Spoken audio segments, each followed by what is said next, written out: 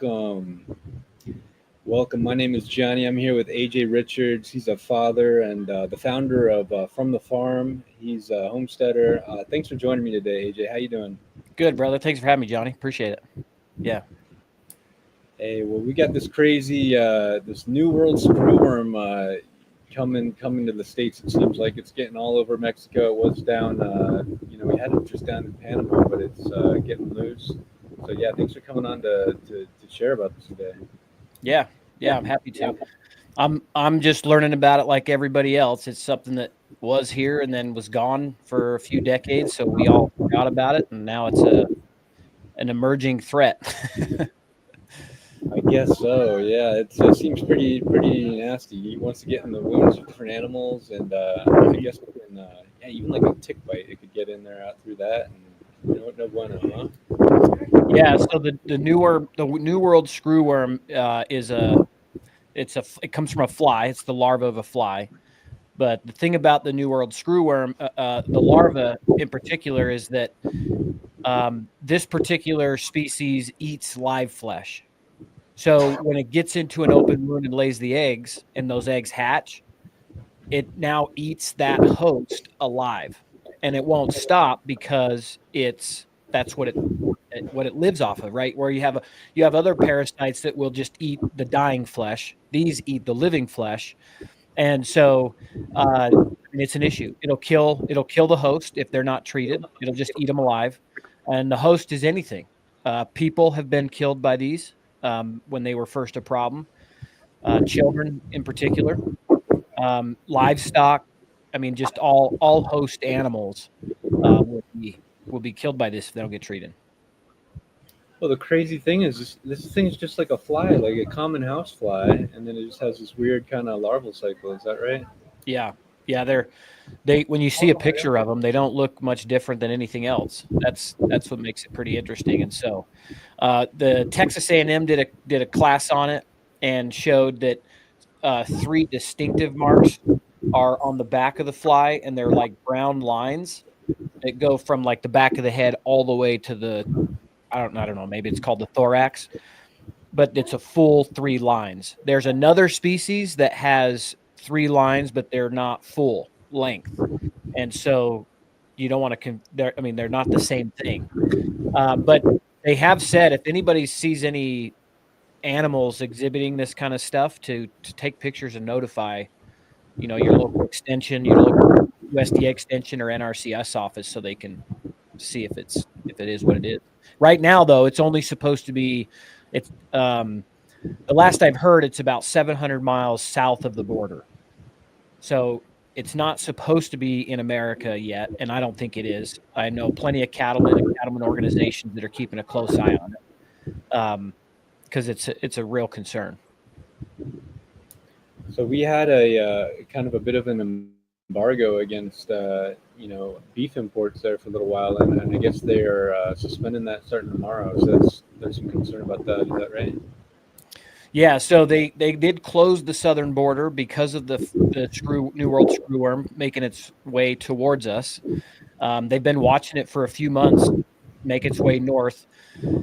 And so, about a month or so ago, they closed the southern border to all imports of livestock, horses, burros, those kinds of things. But they're opening the border again tomorrow. It's a rollout, so they're going to start. I don't know the exact locations. I could look it up here real quick, but they'll start in one location, open it up, and over time they'll open up additional ports of entry for those livestock. Um, and I think it's also scheduled by species. But American cattle producers do not want that border to be open yet because they haven't been made comfortable made comfortable enough to believe that they've got it under control. Right on here. I got it pulled up here. So yeah, this is the. It's just a common little housefly, and it's got this blue metallic look to it, and these orange eyes. And if you see this guy, yeah, take a picture and turn him in. This is the no bueno, no bueno. So yeah, they say back in the I guess the 30s or 40s, this was getting huge, getting all over the lower 48, and This was attributed to billions of dollars in damages for the cattle industry, getting prices to go a lot higher. Uh, that would be like in today's dollars, so it was hundreds of millions back then. So Yeah, and no. one of the other major concerns too is our cattle inventories are already lower than they've been since 1958.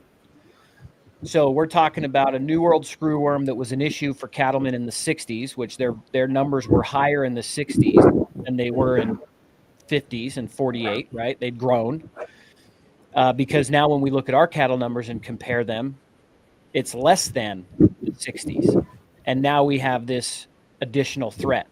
And so that's why the American cattle producers, the independent cattle producers, are so concerned, is because we're so low in inventory as it is, that something like this could really devastate an already devastated food supply chain. So, but don't worry, folks. There's fake meat and lab grown meat that we can rely on. Heaven forbid, man. No bueno. You talk about that lab grown meat, guys. For those who don't know, that stuff, a lot of it's grown like they're taking cancerous cells to get them to want to propagate themselves a whole lot. So yeah, do you want to eat like cancer tumors? No, thank you. Sounds pretty crazy. So yeah. Go ahead.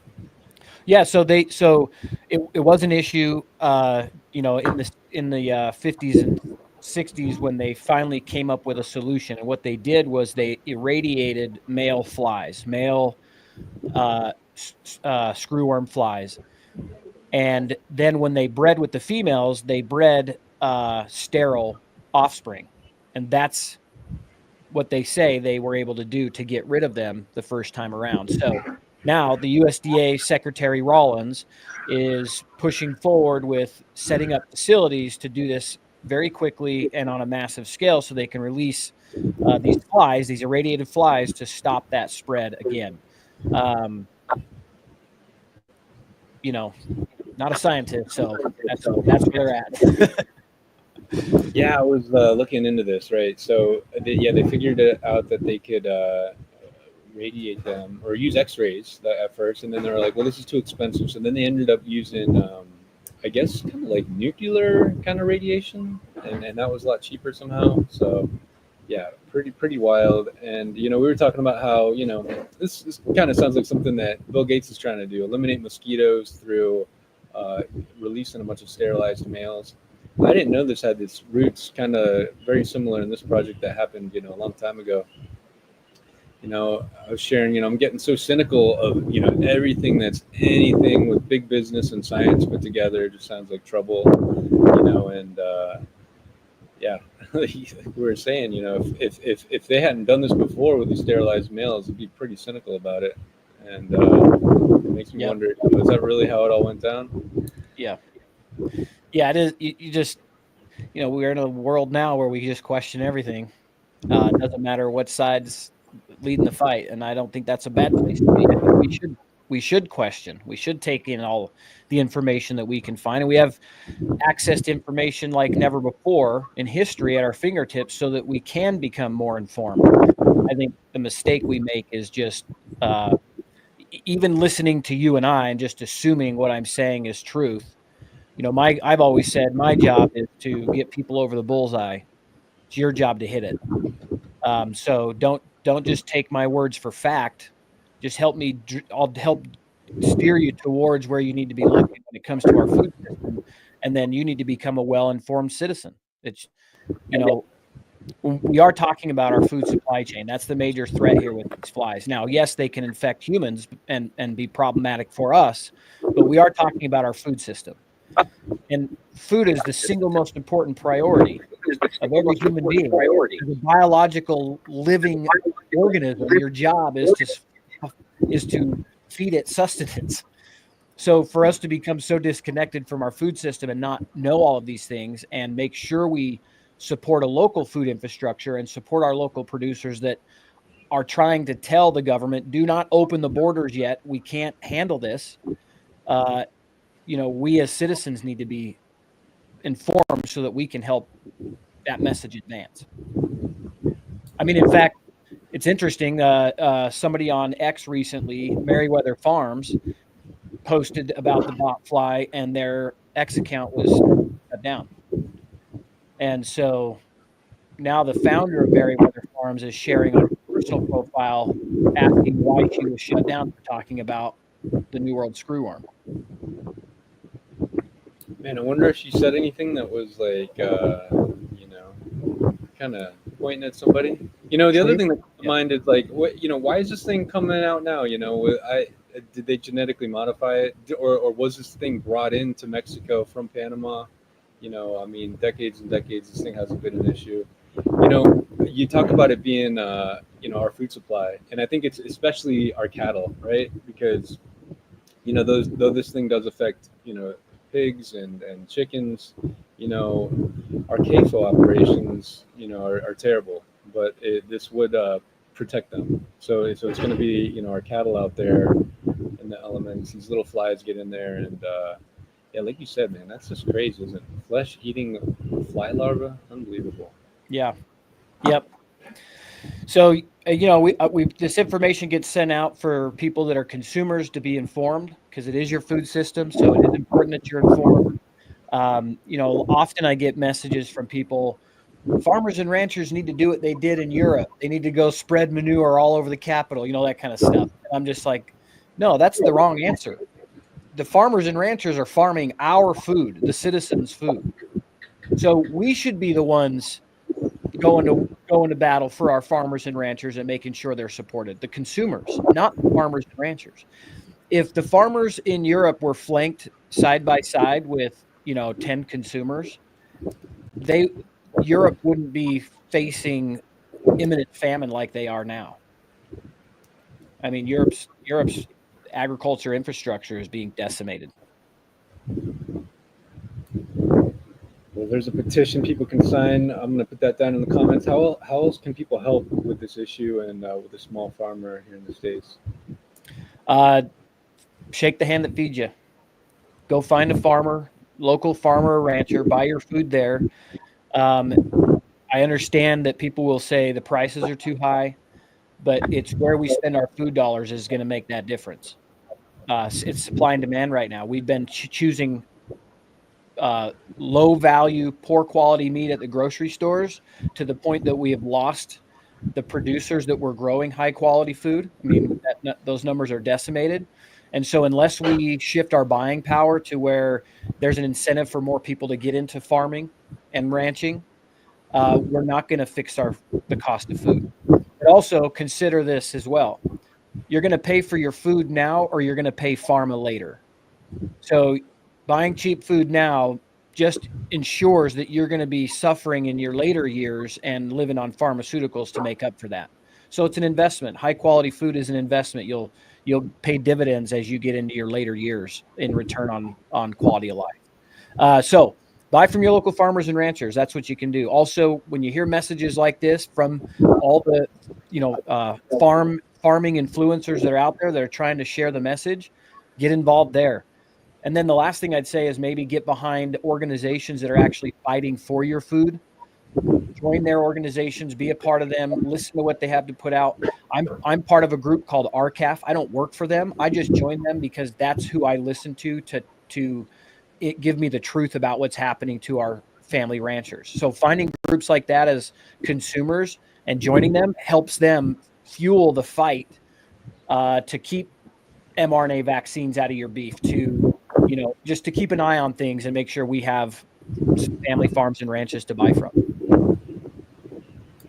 You know, so often we see that the way that they're doing these things at scale with these kind of low standards. You talk about low quality mRNA and you know, the GMO corn feed sometimes even. You know, is there a way that maybe responsible management practices are going to help the smaller farmers with the screwworm now that this is an issue? Man, that's a good question. I believe in a well-balanced ecosystem managing itself. So I don't see why that wouldn't be the case. I don't see why those that have been really focused on, you know, regenerative or savory, you know, holistic land management, whatever you want to call it, whatever you want to label you want to give it. People have been focusing on the holistic view of their operation for decades, a year, 10, 20 years, their ecosystems are probably primed to manage this with less input from them. I'm not saying any, but maybe less.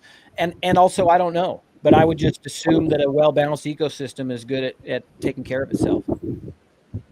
We've seen it do that with water, right? You don't get a whole lot of water, but a well-managed regenerative ranch or farm uses every drop that comes in and does far better than the ones that surround them. So I would assume that the other things would follow suit.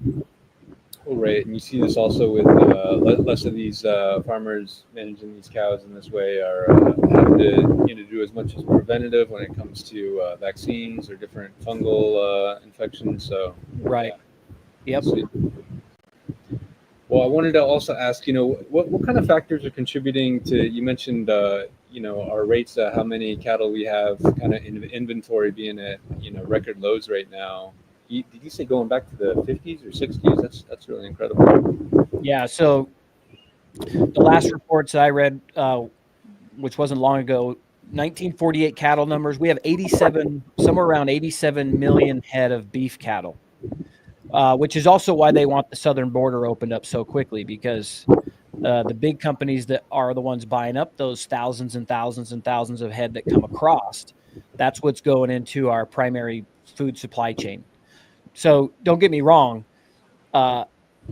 We do need to find a solution for this New World screwworm and open up the southern border, because we don't have the inventory to sustain our population, right? We can't. I'm not an advocate for just turning the power off to the old system, but we do have to start building new ones, right? And so what's happened is these, 4 companies control 85% of the meat supply in America. Just 4: JBS, Cargill, Tyson, and National Morfrig. Used to be National Beef. And JBS and Morfrig are Brazilian owned. They're not even American companies. Cargill's the only American company. Tyson is a multinational. JBS, by the way, just went public on the New York Stock Exchange, and they are the most corrupt, from all of the legal reports that are very public. They're the most corrupt beef organization in the world. And our SEC just approved them to go public on the New York Stock Exchange, and that's already started. So, and they've been trying to get that done for years, and kept getting blocked, and then this year they go public. So you have these companies that it's in their best interest to manipulate the prices in the market, and there's even lawsuits that have been won for these for what they're doing, and so they're the ones that control the prices at the auction because they're the major buyers. And so in the livestock industry, it's known as like an 8 to 10 year swing. Every 8 to 10 years, prices get good, and then the big 4 manipulate the market and buying power, and it crashes again, and we lose a whole bunch of ranchers. And now the prices are super low, and people are barely making it. And then give it another 8 to 10 years, and it's back up, and then it crashes again. And that's because it's these corporate controls, these oligopolies that are manipulating it. And so what happens is farmers and ranchers sell out. They can't make a living, and so we lose the growers, and then we are now using the ground to even grow food on. That big push to have the land sell off of our public lands that just got dropped before that bill passed. They talked about affordable housing. Well, first of all, what they were saying is it had to be sold at the highest market value. So now they're gonna take public ground that should produce food for America as our priority, but they're gonna sell it for the highest value. You will never compete in a bid to use ground to raise food compared to buildings or AI warehouses and infrastructure. The people buying this ground. You'll never ever be able to outbid them for that ground. So it was never going to go to food production. So that's what's led to the decline. We lost 20,000 ranches a year for the last 5 years, 6 years. 20,000. Is that 20,000 ranches a year? That's incredible, isn't it? Yep. So, droughts affect that. My uncles, they're down in southern Utah. Talked to them a few weeks ago. They sold off half or 2/3 of their herd because they didn't have water. So those cows are getting sold off. Some might get bought by somebody that's going to keep them and let them have more babies, but some might be bought and just turned to meat. So now the mamas that could have produced more inventory, they're being pulled into the meat supply chain. So now where's next year's breeding stock going to come from? You know, there's a lot of ranchers that are holding back their breeding stock because they're heifers, they're young, you know, before they have babies because they know it's going to be a deficit. It's real hard to say no when the prices right now are so high. I mean, some of these guys that are holding them back to continue to breed them and grow their herd, they're brave souls not taking that check that's there right now because again, historically it just tanks. And so for them to not take the prices that they're getting right now and have faith, but that's where the consumers need to show up. A lot of these guys are doing it because they want to start going direct to consumer and cut out all the middlemen.